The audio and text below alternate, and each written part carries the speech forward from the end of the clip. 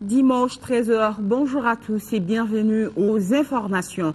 Le Conseil national du patronat du Mali vient de tenir une conférence sur la relance des activités économiques du secteur privé. Il s'agissait pour les opérateurs économiques de faire le point de l'impact de la crise sur le secteur privé et faire des propositions pour sa relance. Justement, une enveloppe de 60 milliards de francs CFA a été mise à la disposition du secteur pour assurer cette relance. Les explications de Agali Ag Adissa. La relance de l'économie est l'une des solutions de sortie de la crise que connaît le Mali. Et c'est à cet exercice que s'attellent le gouvernement et les acteurs du secteur privé en initiant cette rencontre.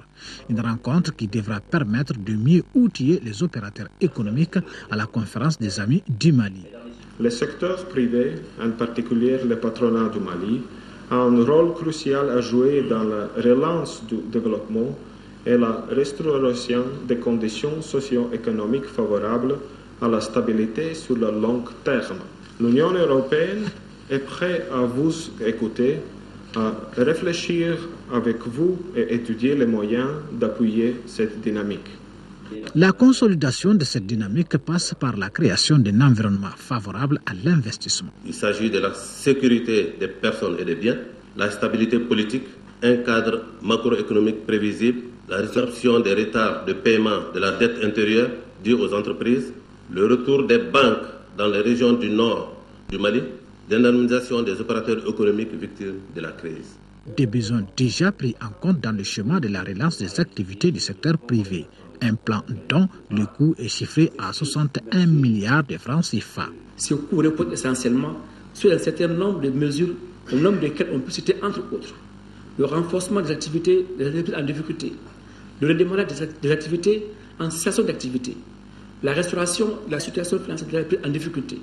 Le désir du gouvernement du Mali est de voir cette économie relancée, en réalité par le respect des engagements pris par toutes les parties prenantes. Les conclusions des travaux de la journée seront déterminantes dans les préparatifs de la conférence des amis du Mali. Cette réunion qui regroupera plus de 100 pays et organisations en faveur du développement du Mali aura lieu le 15 mai prochain à Bruxelles, en Belgique. Fin de la mission citoyenne pour la paix de la Jeune Chambre internationale Bamako Élite, une mission qui a amené la délégation à sillonner le Mali de Kay à Tombouctou. Les jeunes étaient partis passer des messages de paix et de réconciliation nationale. Moussa Fane, reportage. C'est dans le but de prôner la paix au Mali que la Jeune Chambre internationale Bamako Élite vient d'effectuer une tournée dénommée Mission citoyenne pour la paix à l'intérieur du pays. À travers cette mission, les membres de la Jeune Chambre ont passé des messages pour la paix et l'unité nationale. Ils ont également rencontré les autorités locales pour parler des prochaines élections. Et les organisations locales se chargent de faire le suivi, de rencontrer les jeunes pour voir est-ce que l'impact que nous avons demandé, l'engagement que nous avons demandé au niveau de la jeunesse, pour sa mobilisation surtout au niveau des élections et son implication dans ce processus de paix, est-ce que l'impact-là est effectif ou pas? Les rapports de la mission prennent en compte des préoccupations des populations des localités visitées. C'est un rapport de 30 pages qui a été remis par le président de l'association au délégué général aux élections et au directeur national de la jeunesse. Les documents comportent aussi des recommandations proposées pour la paix et la cohésion sociale. Les recommandations que nous avons reçues, nous avons pensé que ces recommandations étaient assez pertinentes. Et c'est pour cela que nous avons fait un rapport, qu'on a appelé le rapport de la mission citoyenne pour la paix, que nous avons remis aujourd'hui aux autorités présentes. Et on aimerait remettre ce rapport-là également aux autres autorités pour que ces autorités, elles en prennent connaissance et que ça puisse être utile pour le développement, l'avancement et la paix dans notre pays surtout. À la fin de la cérémonie, la Jeune Chambre internationale Bamako Élite a remis un don d'une valeur de 3,5 millions de francs CFA au ministère de l'Action humanitaire, de la solidarité et des personnes âgées. Hors du Mali, c'est dans un climat apaisé que l'héritier de Hugo Chavez, Nicolás Maduro, a été investi à la présidence du Venezuela au terme d'une violente crise politique. Élu pour un mandat de 6 ans, à son investiture, de nombreux chefs d'État ont fait le déplacement, dont ceux du Brésil, d'Argentine, ainsi que les grands alliés du régime chaviste, à l'image du président cubain Raúl Castro. L'investiture est solennelle. Nicolás Maduro, 50 ans, prête serment lors d'une cérémonie millimétrée où aucun symbole ne manque. La remise de l'écharpe présidentielle par l'une des filles d'Hugo Chavez, le portrait géant de son prédécesseur et l'hymne national entonné devant l'Assemblée nationale. L'ancien dirigeant syndical élu pour 6 ans a su bien s'entourer. L'Iranien Mahmoud Ahmadinejad, la Brésilienne Dilma Rousseff et bien sûr Raúl Castro, une vingtaine de chefs d'État étrangers a fait le déplacement. La cérémonie a toutefois été gâchée par une fausse note. Nicolás Maduro a vu son discours d'investiture interrompu par 7 hommes vêtus d'une veste rouge, la couleur des fidèles d'Hugo Chavez.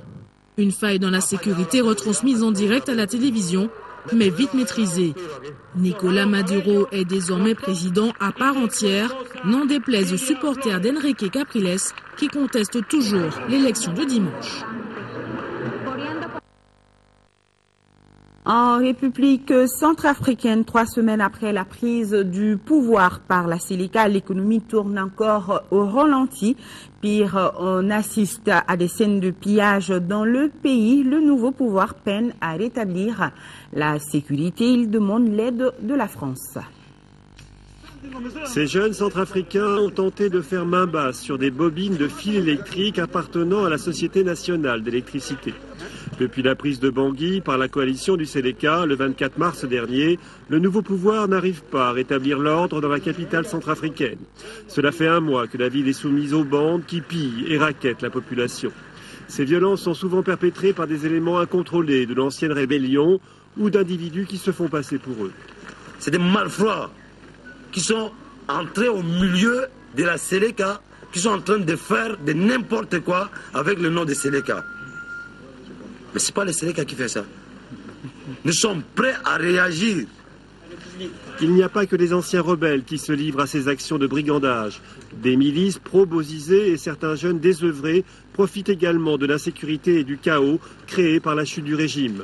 C'est toute l'économie du pays, déjà fragile, qui est aujourd'hui plongée dans l'anarchie. Là, il y a le vandalisme, le vol plus ou moins généralisé. Et je ne sais pas, mais je serais tenté de dire que ce matériel appartient à l'ENERGA. Le nouvel homme fort centrafricain, Michel Djotodia, incapable de remettre de l'ordre, a demandé l'aide de la France et des pays de la région. Les dirigeants d'Afrique centrale ont promis de porter de 500 à 2000 hommes la force régionale de la FOMAC, mais sans fixer de date pour le déploiement de ces renforts. Bernard Kolela, l'ancien éphémère Premier ministre congolais, au centre d'une bataille familiale. Ses nombreux héritiers se déchirent pour un héritage estimé à plus de 9 millions d'euros. Plus de 3 ans après son décès, Bernard Kolela, l'éphémère Premier ministre congolais, est au centre d'une bataille familiale. De son vivant, il n'avait jamais clarifié sa succession. Conséquence, ses héritiers, 13 enfants nés de 3 lits différents, se déchirent. Architecte à Bordeaux, Lydie Kolela, une de ses filles, née à Léopoldville, aujourd'hui Kinshasa, lors de l'exil de son père, a décidé de saisir la justice française contre ses demi-frères et sœurs pour captation d'héritage. Pour moi, il y a spoliation. C'est pour cela que, et surtout, qu'avec ce rapprochement qu'il y a eu entre Sassou Nguesso et Kolela, il en est découlé que beaucoup de membres de la famille directe, les enfants de Kolela, sont dans le gouvernement. Donc, pour moi, il y avait au moins ne fût-ce qu'une exigence éthique. On ne peut pas représenter l'intérêt public si déjà dans sa propre famille, on ne sait pas partager. Une succession gérée par le fils Brice Parfait Kolela. On croyait que l'ancien maire de Brazzaville et fondateur du MCDDI était un homme pauvre. Il n'en était rien. Kolela donnait l'apparence tout de même d'être un homme pauvre, d'une certaine manière, c'est-à-dire qu'entretenu par les États, et ainsi de suite. Et là, tout d'un coup, nous apprenons qu'il y a des problèmes d'héritage. Et donc, c'est pas du tout une critique. C'est une manière aussi de dire qu'il a su se mettre au-dessus ou mettre à l'abri ses propres possessions pour que n'apparaisse que l'homme politique. D'où est venu cet argent? Une fortune estimée à près de 6 milliards de francs CFA, soit 9 millions d'euros qui proviendraient des alliances et des compromis de Bernard Kolela envers Pascal Lissouba et Sassou Nguesso avant le déclenchement de la guerre en 1997. Des biens vendus et des comptes bancaires utilisés et vidés sans que Lydie Kolela en soit informée. Aujourd'hui, elle se bat pour ses droits et ne réclame rien d'autre qu'une reconnaissance. Je trouve que mes droits n'ont pas été respectés et que c'est injuste, quoi. C'est pas juste ce qui se passe. Je demande tout simplement qu'on reconnaisse mes droits, que les enfants Kolela, donc mes frères, me reconnaissent comme étant un des leurs. Une seconde plainte au pénal est en cours contre les établissements bancaires pour avoir permis l'utilisation des comptes sans l'accord de tous les héritiers. La meilleure solution reste un accord familial. Affaire à suivre. Ici à Bamako, le collectif des patriotes était face à la presse. Les dispositions prises pour l'ouverture de la commission dialogue et réconciliation et la gestion de l'argent remis à l'autorité malienne de régulation des télécommunications et des postes au cœur des débats. Pour plus de détails, suivons le reportage de Adama Koulibaly.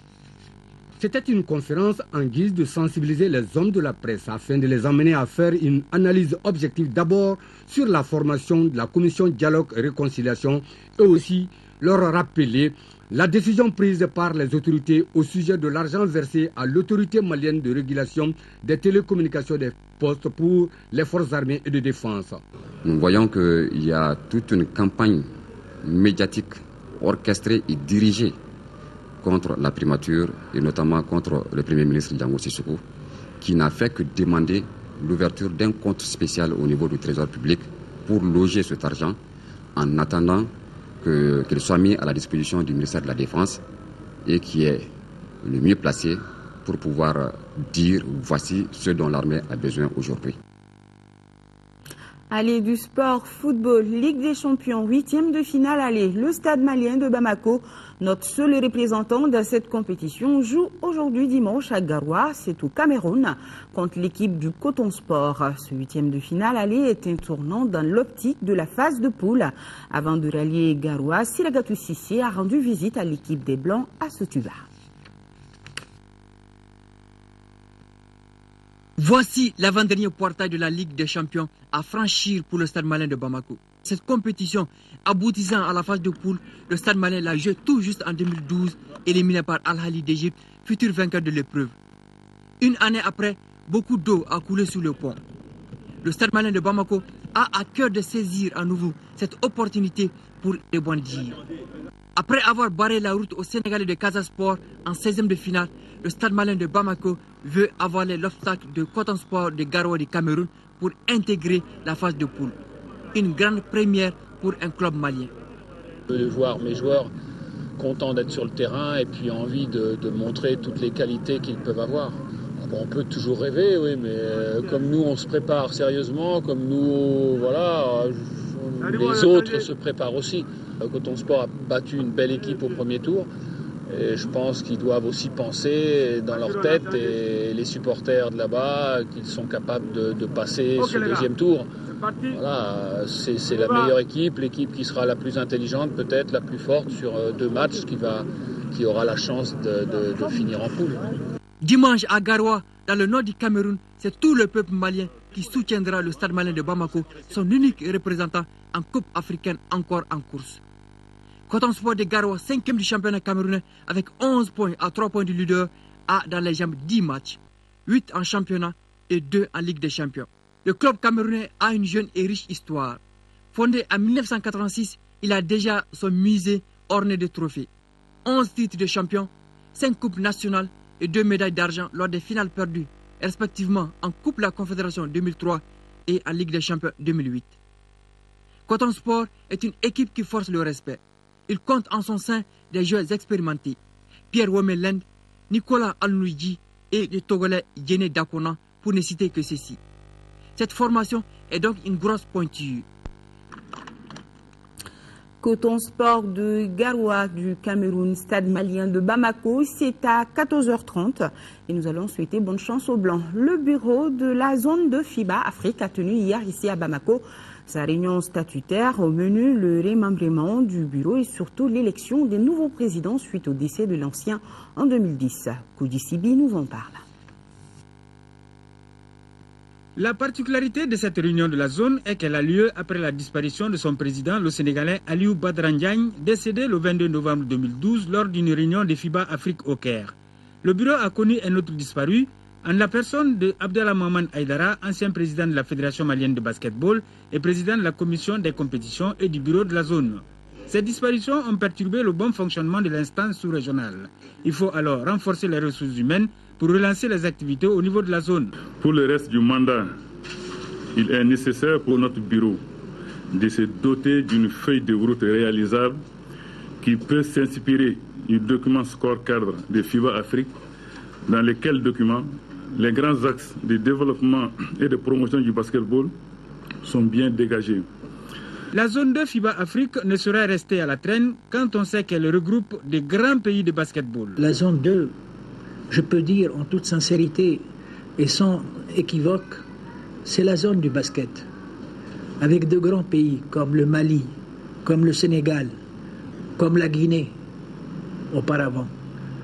Et il est, à mon avis, peut-être lors des différentes réunions que nous tenons, soit au comité exécutif, soit au bureau central, nous constatons justement que cette zone n'a pas abouti aux résultats escomptés.